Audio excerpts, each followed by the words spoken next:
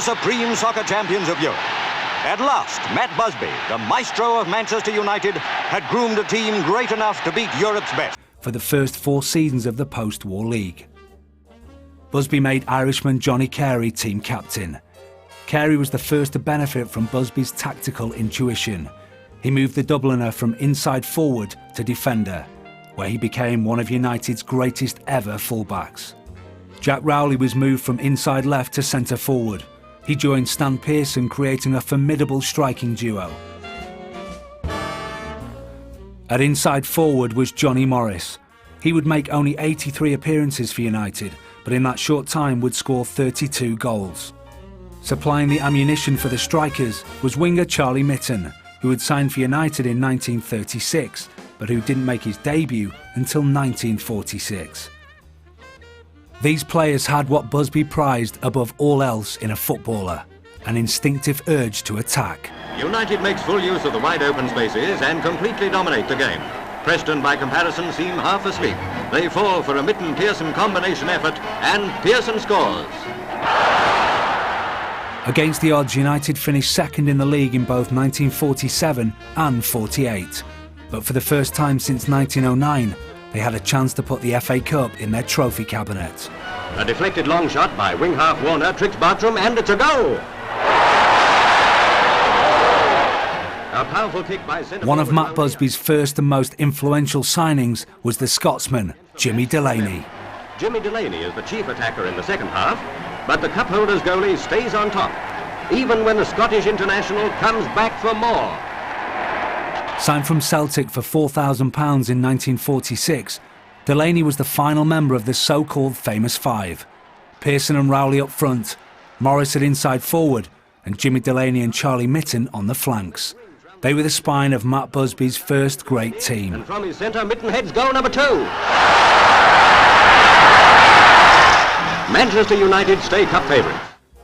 In the semi-final held at Hillsborough, United met Derby County. The rumour circulating Manchester before the game was that the Derby players were on a bonus of £100 per man if they won. The maximum wage for a footballer in England at the time was £12 a week. The players sent Johnny Carey to see Busby to ask if the same might be available for the United players. Furious, Busby said to his captain, "You can't buy pride or loyalty. If you could, then football would be just another business." Carey agreed and took the message back to the players.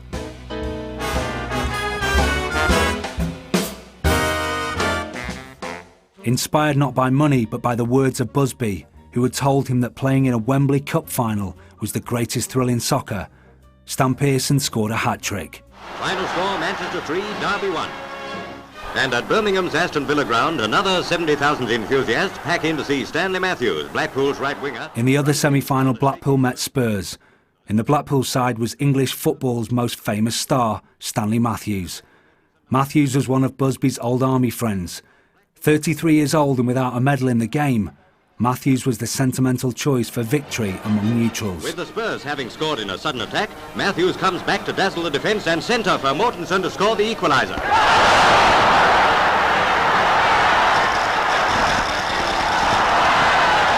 Extra time sees winger Rick at centre for Mortensen to put Blackpool ahead. In best international style, Matthews dribbled through again, and from his pass, Mortensen completes his hat-trick. So, Blackpool and Manchester will make it an all-Lancashire Cup final. The United skipper Johnny Carey, recently voted Footballer of the Year by both journalists and fans, introduced King George VI to his players. Manchester United were odds-on favourites, breaking all attendance records on the way to the final and scoring 15 goals in the process. A close duel between Manchester's Johnny Carey and Blackpool's Walter Rickett, number 11, is highlight number 1 in a thrill-packed match. The game did not begin well for a nervous United. When Stan Mortensen is tripped in the penalty area and referee Barrick awards Blackpool a spot kick. As the crowd rise to cheer, Eddie Schimmel drives it home to give the Seasiders the lead.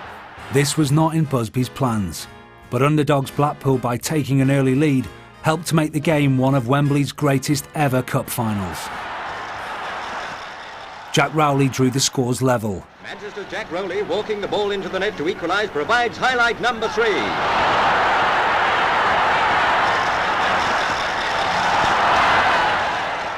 Undaunted, the experienced Seasiders retook the lead just before half-time. From a free kick and a seemingly impossible angle, Stanley Mortensen whips in a goal to give Blackpool the half-time lead. Matt Busby's advice at the break was simple. Just keep playing, he said. Blackpool kick off, confidently hoping that their 2-1 lead will bring them football's most coveted prize. It was in the second half that the true nature of Matt Busby's side revealed itself. The instinct always was to attack, and in Jack Rowley they had a master striker. From Johnny Morris's well-placed free kick, the fans cheer Jack Rowley's headed equaliser.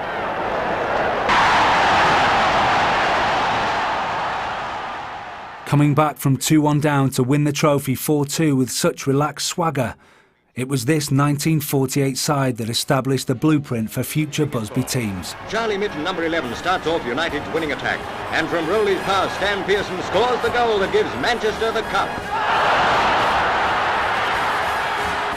Once again, Johnny Carey shook hands with the King, this time to pick up the cup.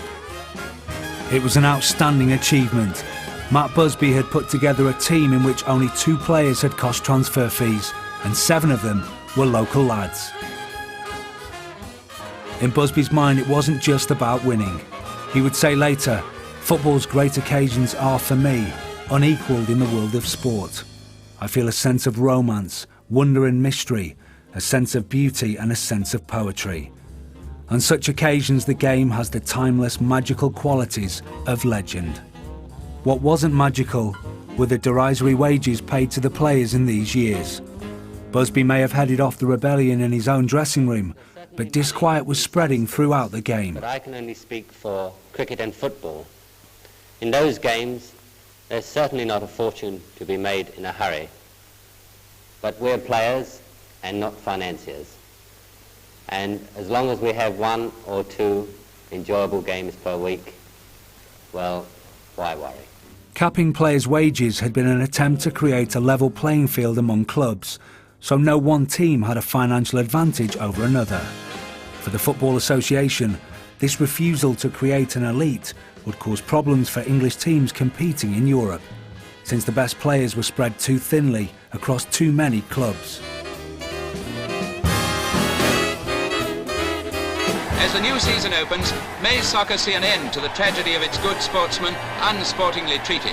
Soccer must learn to play the game.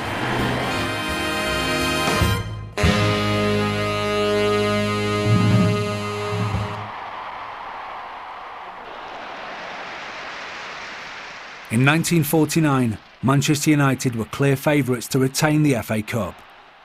The famous 5, though, were now 4, after Johnny Morris's world record transfer of 25,000 to Derby County. They met Wolverhampton Wanderers in the semi-final, managed by former player Stan Cullis and captained by England's own skipper Billy Wright. Wolves were a side on the cusp of greatness.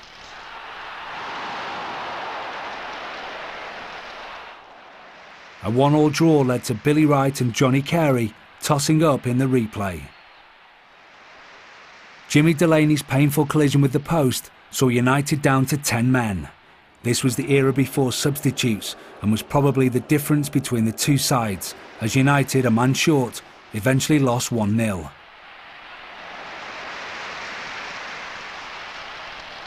Wolves would go on to raise the cup that year after a 3-1 victory against Leicester City. It was their first trophy for 41 years. The 1950s dawned to a soundtrack of trad jazz when an explosion of youthful energy swept the country as memories of war and rationing gradually receded. Such effervescence spread from the jazz clubs to that new theatre of dreams, Old Trafford, the stadium that United had at last returned to. At Old Trafford, Manchester United playing in white shorts kick off against Leeds, and the betting says it's odds on the United. But Leeds have been playing fine football lately, and Yorkshire fans are hoping for a turn-up. Leeds attack, but Captain Johnny Carey intercepts and taps back for Allen to clear. Straight away, Manchester attack. Pearson's there, and it's a goal. Putting the disappointment of 1949 behind them, the United team continued to function beautifully as a unit. They were, however, missing their winger Charlie Mitten. He had joined the Santa Fe club in Bogota, Colombia in 1950 after an argument with Busby over wages. The maximum wage, now £20 a week, was still proving a blight on the game, and joining a league run by a South American millionaire prepared to pay above the odds was just too much of a temptation for the man known as Cheeky Charlie. A couple of years later, richer but wiser, he tried to return to United, but Busby refused to have him, and instead Mitten would become a cult player at Fulham. Pearson jumps for it, and it's a third goal for the United.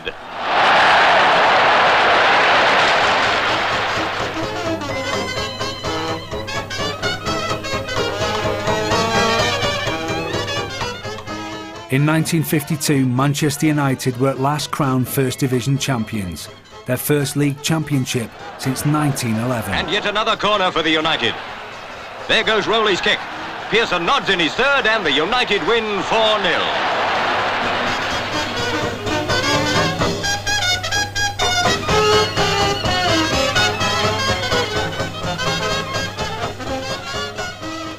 This ageing team was soon broken up though, as Matt Busby realised that youth would have to be given its day.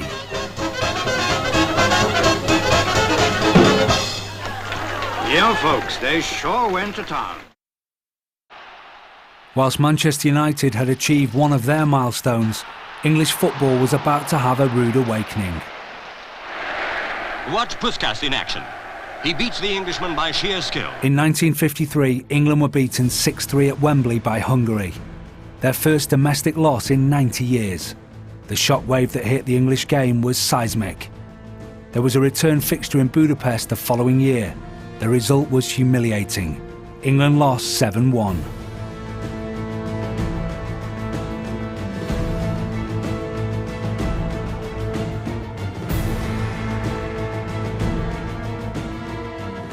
In the England side that day was United's Roger Byrne.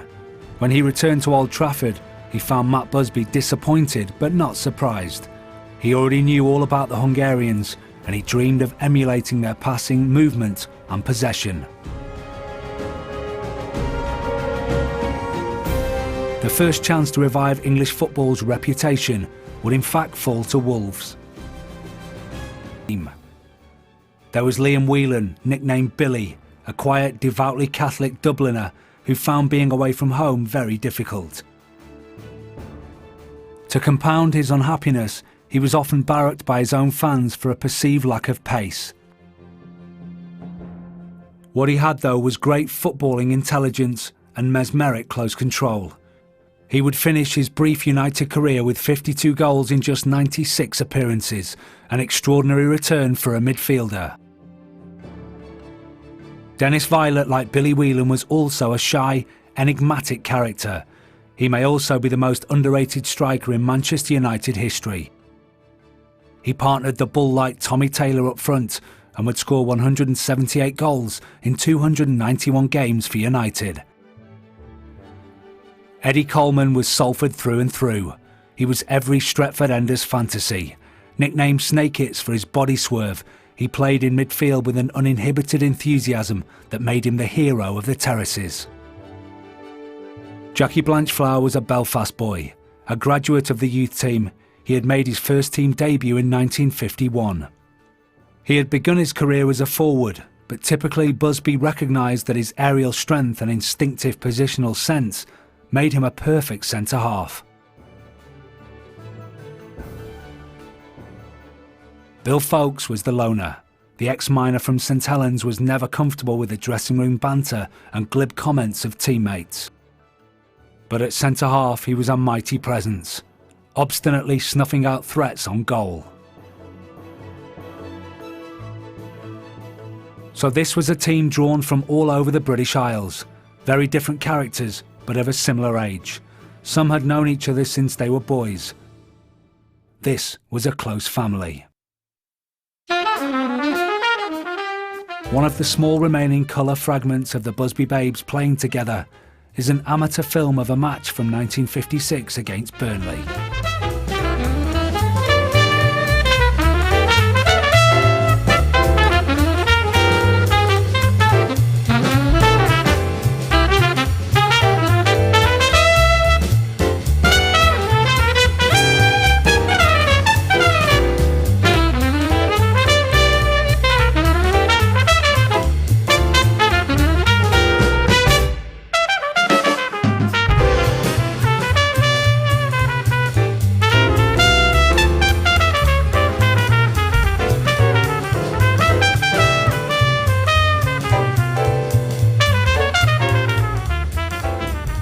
title was United's in this season.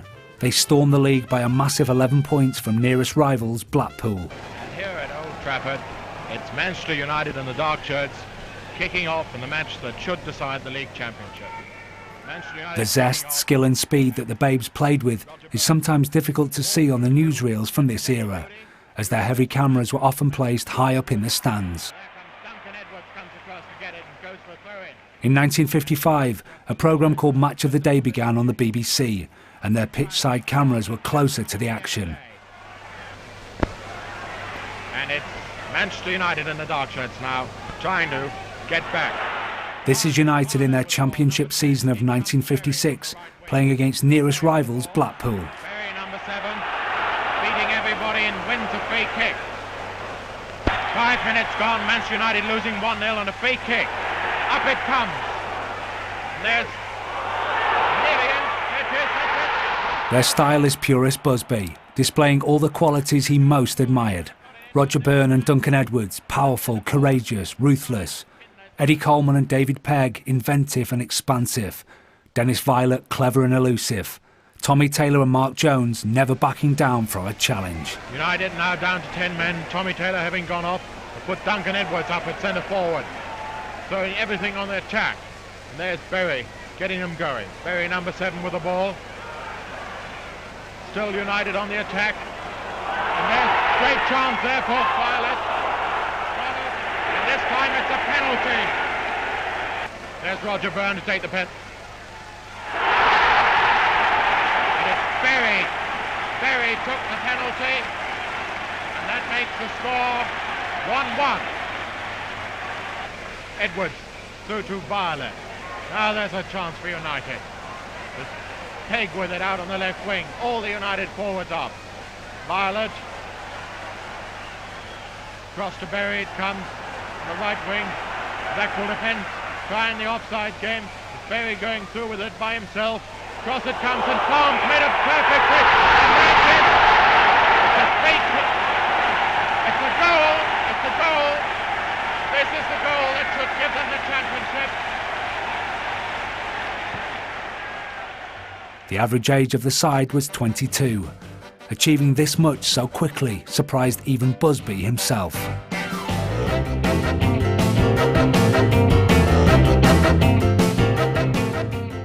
Winning the championship meant that Manchester United had now qualified for the 1957 European Cup.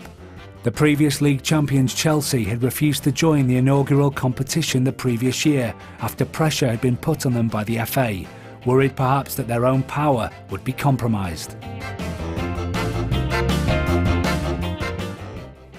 In the quarter-finals, United met Atletico Bilbao. They lost 5-3 in the away leg, but were confident of reversing the deficit at home. Home once again, Main Road, as Old Trafford didn't have floodlights. Bilbao had come to defend, but in front of 70,000 fans they were simply blown away by United.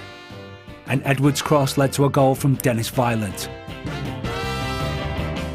Tommy Taylor drew the scores level. With 5 minutes to go, Johnny Berry won the match for United. The Bilbao captain was generous in defeat, saying they played with so much passion, we were simply overwhelmed. But in the semi-finals, the Busby Babes were found out by the then Kings of Europe, Real Madrid. European Cup semi-final, second leg. Madrid won the first encounter by 3-1, so United must get 3 clear goals in this match to reach the final. Real Madrid race across the Old Trafford turf, and Matt Busby's boys and their 60,000 fans realise it's not going to be easy. But by golly, they're going to do their darndest. After 25 minutes, Copa takes a pass in the penalty area and shoots a low one. So began 9 minutes of dramatic, decisive soccer. Here's Madrid's second. Hento passes, Real shoots. Too easy. On come the floodlights for the second half.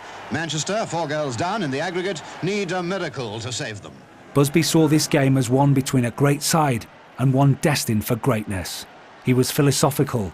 He knew that United's own glory wasn't far away. Taylor does the rest. Real are a splendid soccer machine and one of the leading continental sides, while Manchester United, of course, are league champions, second year running, and FA Cup finalists.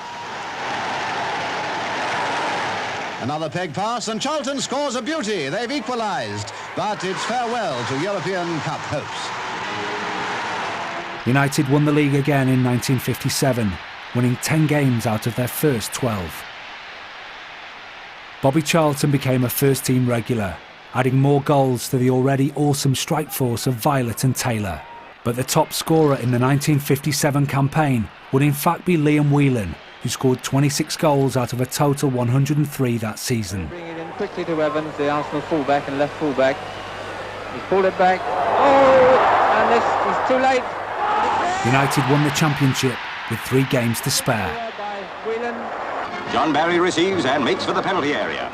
He beats Ken Green. Everyone expects him to pass, but he fools them all and shoots. Manchester fans are wild with joy, but there's more to come.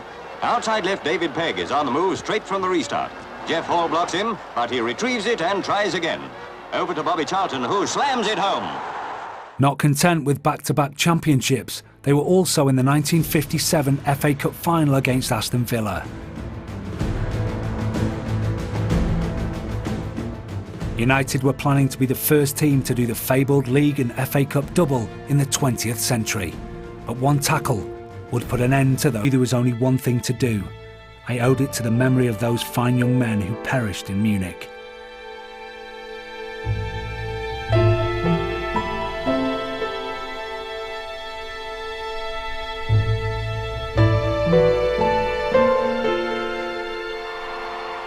The 1958 FA Cup final pitted Manchester United against Bolton Wanderers. Bolton were led by England striker Nat Lofthouse. Matt Lofthouse presents the Wanderers, and then under the eyes of Matt Busby himself, United skipper Bill Fowkes presents the team which, after the Munich tragedy, very few people expected to reach the final. Like the rest of the nation and the wider footballing world, Bolton had given United much sympathy and respect after Munich. But a clenched fist from Lofthouse to his teammates just before kick-off signalled that Wanderers were ready to put sentiment to one side.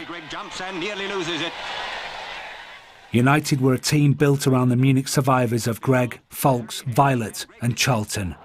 They had also been given special dispensation to play cup-tied players such as Stan Crowther and Ernie Taylor. But Stan Crowther's there. He clears, but Edwards returns it, and Lofthouse runs in for a lightning goal.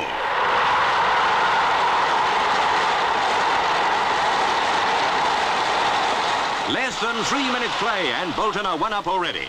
After Bolton scored, United became ever more frantic in their attempts to equalise. A 20-year-old Bobby Charlton ran himself into the ground trying to inspire the makeshift side. Charlton beats Higgins. Taylor shoots, and a beautiful save by Eddie Hopkinson. United are soon sweeping back to worry him again, but nothing seems able to pierce that Bolton defence. Back and half-backs work smoothly together, and the Manchester attacks break against them like waves against a rock. And time and again, defence turns into attack, but Harry Greggs found his form and holds them off. So the second half starts with Bolton still only 1 up, but pressing hard and giving Gregg little peace. The Wanderers' experience is telling over United's enthusiasm, and Manchester seem to be finding it difficult to work as a team. Brilliant individual efforts peter out through lack of support. Now Bolton winger Birch has it, but Alec Dawson, switching wings again, gets it away. Dawson to Charlton. Charlton passes.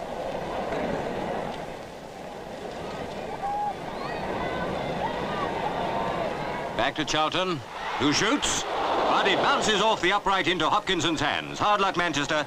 That was Bolton's closest shave yet. United are beginning to perk up. Here's Ronnie Cope starting another attack.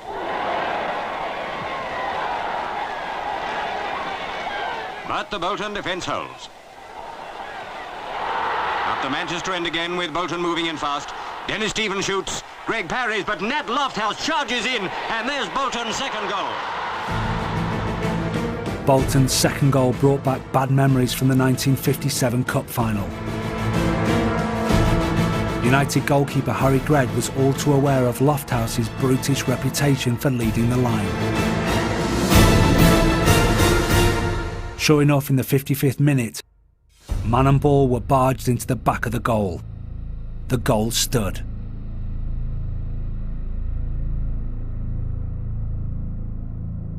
The challenge didn't have the unfettered nastiness that McParland's had on Ray Wood the year before, but still it left an unpleasant taste in neutral supporters' mouths. A corner. Up go the heads, and it's obvious that Gregg's recovered. Good win to Violet, but it's out of play. Webster runs in and shoots. Hopkinson can't hold it, but Higgins tips it away. And still it's the same story.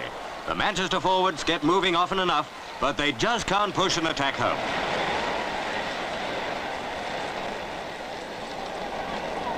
And again. A disjointed United stumbled on to the final whistle without scoring. They had the unenviable distinction of being the first team to lose successive Wembley finals. Bolton Wanderers have scored the 4th cup victory of their history. It's a proud Nat Lofthouse who receives the precious trophy from Prince Philip, for not only has Nat skippered the winning team, but he scored both goals himself. Still, he'd be the first to admit that it was brilliant teamwork that did it. Busby, ever the gentleman, sought out the Bolton players in their dressing room to congratulate them.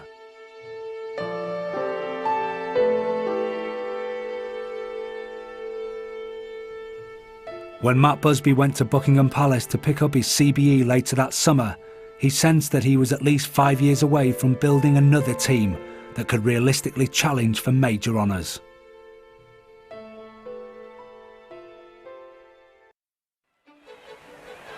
Comes to Macmillan. Macmillan looking it hard across the goal. Look, hook clear. Mitchell onto it, and then first one for United. In 1959, United finished an extraordinary second in the league to Wolves, and they did it mainly with pre-crash players in Gregg, Foulkes, Wilf McGuinness, Albert Scanlon, Dennis Viollet, and in particular Bobby Charlton, who scored 29 goals in that campaign. Nobby Stiles, who'd begun his United career cleaning Tommy Taylor's boots, became a first-team regular in 1960. And he made an immediate impact as an attacking wing half. In 1960, United had no problem scoring. Charlton and Viollet shared 50 goals between them, but they conceded almost as many, and they would finish 7th. It was from now on that the true cost of Munich would start to be felt. Cup holders Tottenham Hotspur all out to get to Wembley for the 2nd year running. Tottenham Hotspur were at the time the pre-eminent team in English football. All out to stop them, the great Manchester United. Danny Blanchflower beat Morris Setters in the toss, so it in the was 1960-61 season, they became the first team to win the fated double that had so cruelly eluded the Busby Babes in 1957. In the following year, they were once again in the semi-finals of the FA Cup. Sharpshooter Jimmy Greaves, so naturally, goal for Tottenham. Manchester United's league form was still inconsistent. 1961 had seen them finish 7th once again. By now, though, Busby's vision for a third competitive team was beginning to take shape, even if the results weren't. Morris Setters had been added from West Brom to bring some grit to the midfield. Irishman Noel Cantwell had come from West Ham as Britain's most expensive fullback and was soon made captain. Another Irishman, Johnny Giles, joined Nobby Stiles in midfield. Striker David Hurd had been signed from Arsenal, replacing Dennis Viollet, who had gone to Stoke City.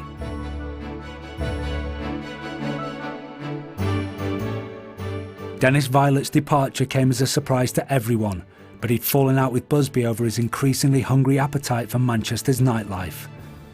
As a Munich survivor, he'd scored a club record 32 goals in the following season, but Busby showed his steel and sold him.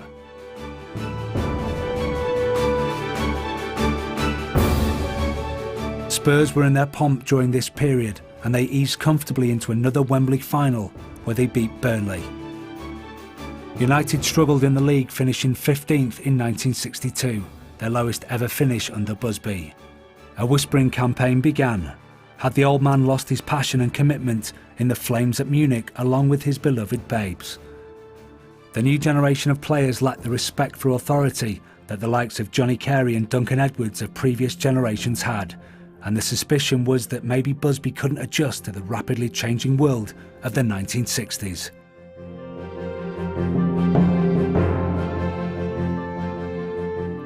Spurs, their stylish rivals, had qualified for the European Cup Winners' Cup in 1963, and it was they who would be the first English club to bring home European silverware, even though it wasn't the big one. Atletico Madrid kick off against Spurs at ManUtd Stadium in the final of the European Cup Winners' Cup. Spurs are in their now famous all-white strip. After 16 minutes, the ball is centred by Jones. Greaves is there, one for Spurs. Jackie Blanchflower, his career cut short by the Munich tragedy, looked on as his brother Danny captained Spurs to a 5-1 victory.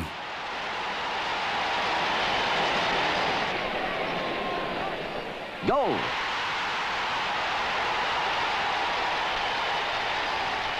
A lap of honour with the European Cup Winners' Cup. Danny Blanchflower and his brilliant team make football history as the only English team to bring the European trophy to Britain.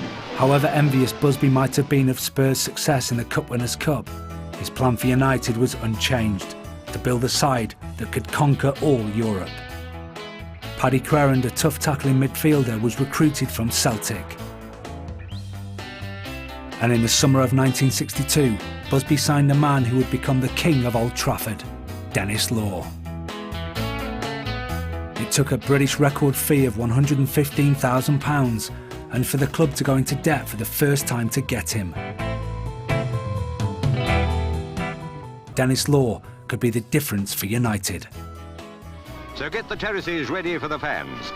United have brought the great Denis Law from Italy, a shot in the arm which may bring the cup or championship or both to Old Trafford. With Law up forward and 10 other top-notch players in every match, Manchester United reckon they're going places.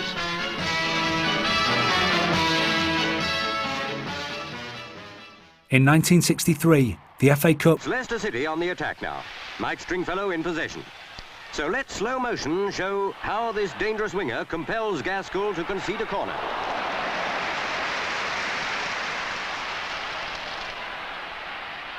In goal was David Gaskell.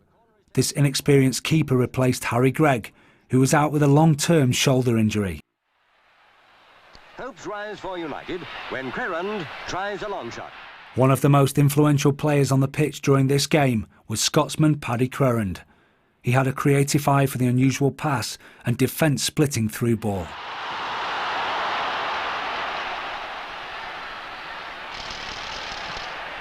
These Manchester United stars seem to be clicking at last.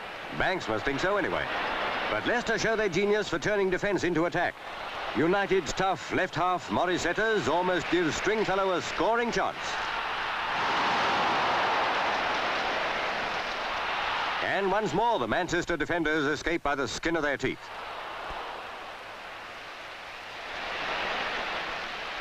Time for United to apply the pressure. Crerand spots that inside left Denis Law is well.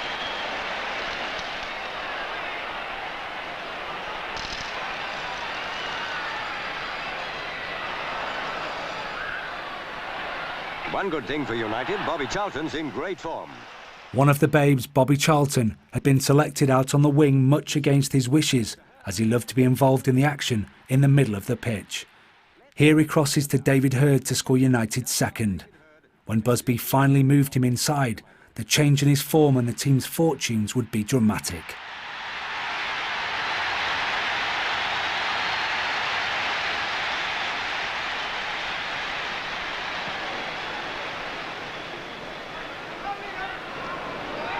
Howard Riley has a try on the City right. At last, Leicester's persistence brings reward. United don't fully clear a free kick. City centre-forward Ken Keyworth scores.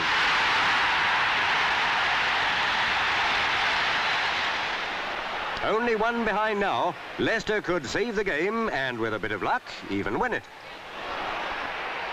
The melodrama displayed by Denis Law returned to the dressing room exhausted but elated. These rare images show a private side to Manchester United. Law was a man who was always careful to stand apart from the politics of the dressing room. Crerand was the kind of character that Busby adored, roguish but charming. He was at the centre of the fun and games, along with the other wisecracker, Albert Quixall. Bill Foulkes, as ever, was quiet and standing apart.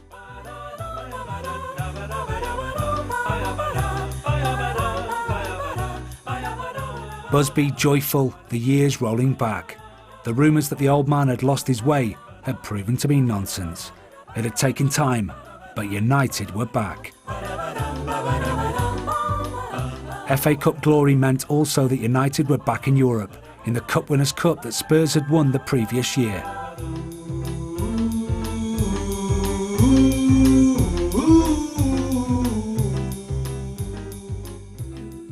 In the first round in 1963, they met Dutch amateurs Willem II. Amazingly, in the first leg, the amateurs had drawn with United 1-1.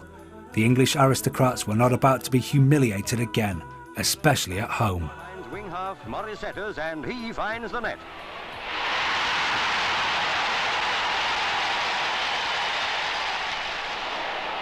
Five minutes later, United attack again. A pass to Dennis Law. It's a goal.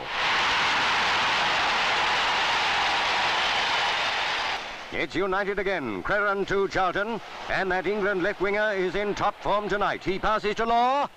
Another goal. United took the chance to blood a new star in the making, David Sadler. A brilliant player anywhere on the pitch. It was as centre forward that he would make his name. Now 17-year-old David Sadler has a go. Right back, Tony Dunn finds Charlton. What a fantastic goal. United unsatisfied to lead 5-1. Dennis Law backheels it to score his third goal. A hat-trick for Dennis Law. It was a happy return to Europe. Manchester now leads 7-2, and that's the score at the final whistle. Cheers for both sides for a fine game. Tony Markey on the right spins the coin for Noel Cantwell to call and lose the toss for Manchester United. Spurs Gladiators on view as usual, and the crowd of nearly 60,000 see United kick off. Tottenham wear the all-white strip. Familiar faces greeted the United team in the next round. Spurs and United were taking it in turns to top the First Division in the 1964 season. But United had already beaten Spurs 4-1 at Old Trafford in the league. Spurs, though, were the defending European Cup Winners' Cup champions. Danger for Spurs when Bobby Charlton shoots. Brown saves. It was a titanic battle. Anxious to get the first goal of the match. Spurs goalkeeper Brown tips it over the bar.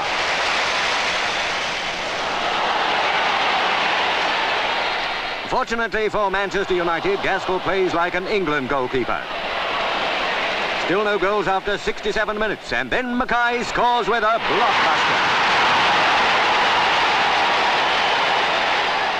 Danger man for United. In the return leg just 6 days later, United overturned the deficit and ran out winners 4-3 on aggregate. Bonetti for Chelsea.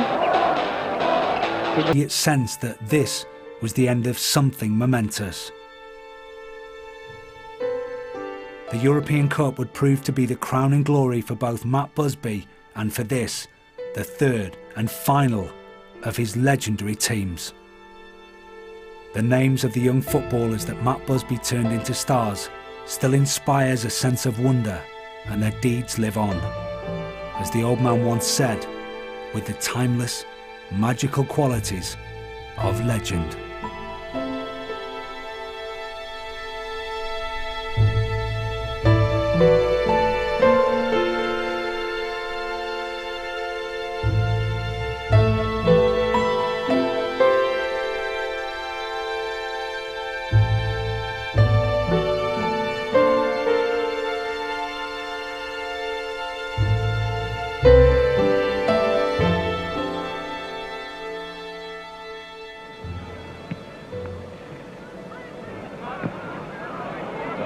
Beautiful track by Law. Best.